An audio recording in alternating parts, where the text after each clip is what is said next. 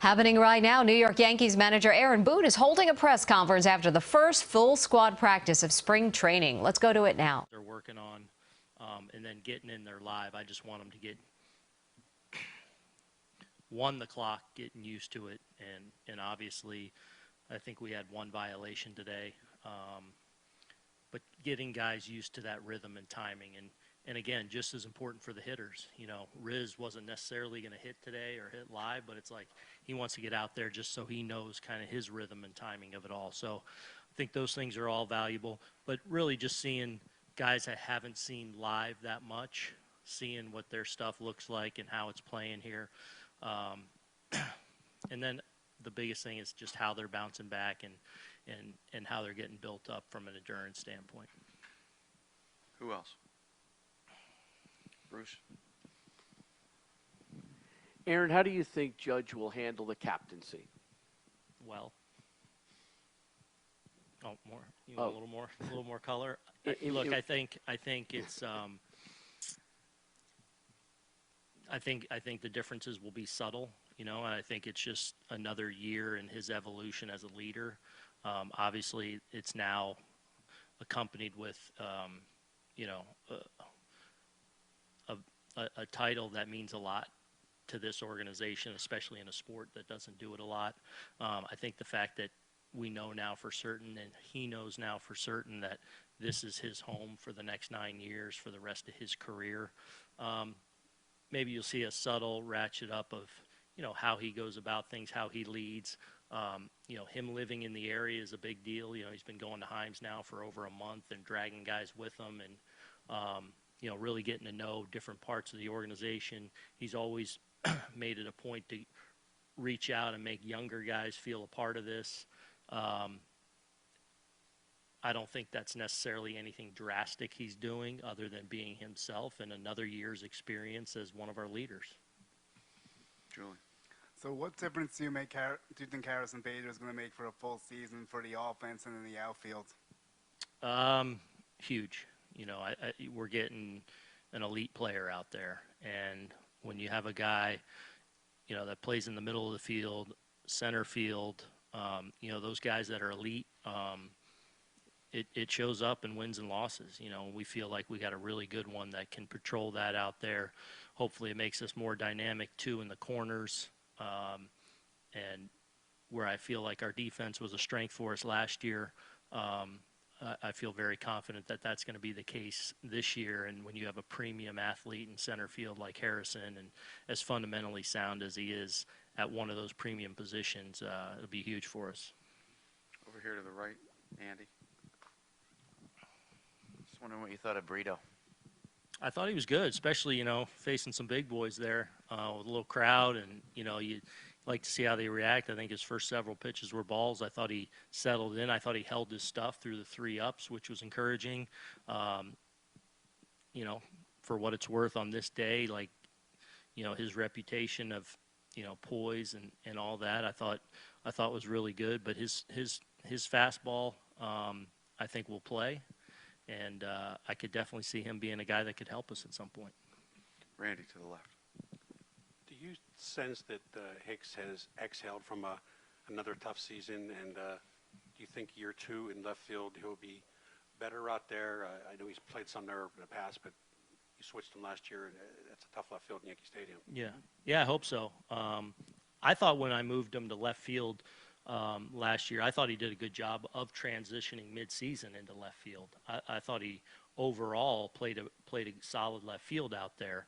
Obviously, last year on the bounce was a tough season for him, and, you know, hopefully the adjustments he's made, and you know, it seems like he got over the knee injury that ultimately ended his season.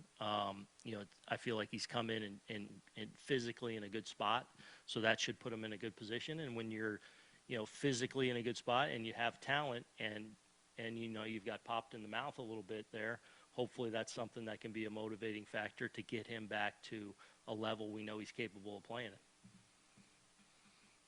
Greg to the right. Is Rory dealing with anything? He wasn't out there today. Yeah, he's dealing with a finger issue. So he was actually seeing that specialist. So he should be back tomorrow. And then did you address the team this morning? Did you have Aaron address the team this morning, and what was kind of the overall message? Yeah, I did. Just trying to set the tone and what our expectations are, and the kind of culture we want to have moving forward. I don't know. I'll kind of leave it at that. I probably spoke for about 15 minutes to the guys, but just trying to set the tone of, what our expectations and what we want to be moving forward. Brendan, to the right. Of course, Oswaldo is probably going to get some time some time in the infield. Do you have a set amount of reps you want him to see in the outfield versus the infield, or is it going to be shaded one way more than the other? No, I mean, that's, one of the things, we're kind of having our meetings to go through all our position players today. And certainly Oswaldo, and how you divvy up his reps in spring training when you play as many as he does is a little bit of a challenge. It's undeniable how well he played in the outfield last year for us, so we need to keep that in play. But you also recognize that this guy is a very accomplished infielder. Like, this guy can legit play the middle of the infield, and that's not to mention third. I'll have him take some reps at first at some point. So, there's not that many innings. So he's one of those guys that will try to be pretty strategic about making sure we get him, the right kind of reps everywhere. But as well as he played the outfield last year, it absolutely has to be in play. Right. Typically, if you're in a spring training competition for a spot, that's probably your primary position. Yeah. Do you consider left his a primary position? Oh, do you consider it his primary position right now? I don't consider it his primary position. I still consider him an infielder, and especially when you can play in the middle of the diamond. That said, he proved to us he can play the corners in the outfield and play it well. So we'll get him looks everywhere, and then his bat obviously then comes into play for us in an important way. But he's certainly in that mix and in that competition. For those at bats that are certainly up for grabs in different places on the diamond. And just housekeeping, is Frankie still scheduled Tomorrow. for? Okay. Yeah. Marley and Christy. Aaron, obviously it was a very busy day, but did you have a chance to work a little bit with the infielders and look what you have out there, and like particularly young kids and Peraza and Volpe? Yeah, I was actually not with the infielders at all today. I was in the bullpens with our guys that were throwing sides, so I did not. I heard it was spirited, and I think Chappie and Mendy have done a really good job of over the last couple of years. I think making our infield sessions very competitive. So I've had a chance to see those guys over at Himes last week, DJ and IKF and Volpe and all their work, and Oswaldo. But today I was not over there at all. Christy. With Judge, he did so much last year. What can you expect from him this year? I mean, do you have any concerns that there could be a hangover? Do you have any, how does he exceed what he did last year? No, I think the biggest thing for him is just making sure, he's going to the post and keeping him healthy. And if that's the case, greatness will find its way. So whether it's, not 60 homers again or 62 homers again or whatever it is, if he's healthy, he's going to go out there and, have an MVP caliber season. There's no doubt in my mind of that. In that regard, I don't worry about a hangover at all. Anyone else?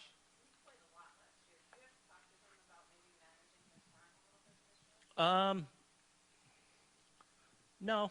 I mean, he's in the prime, and I'm always, my relationship with him is I'm always talking to him about how he's doing. So there's times when I'll strategically pick a day that I think makes a lot of sense, that benefits him over the long haul.